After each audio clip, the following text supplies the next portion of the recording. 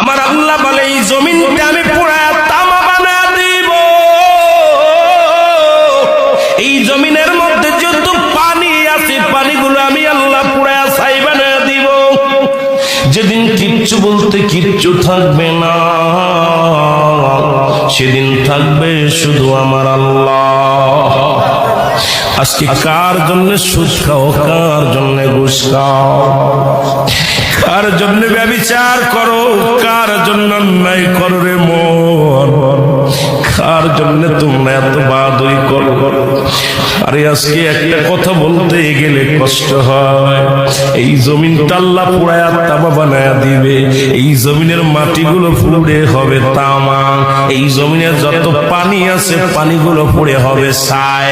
এই দুনিয়ার মধ্যে কিচ্ছু যেদিন থাকবে না, ওই তুরস্কের কত বাহাদুর, কত টাকাওয়ালা মিনিটের মধ্যে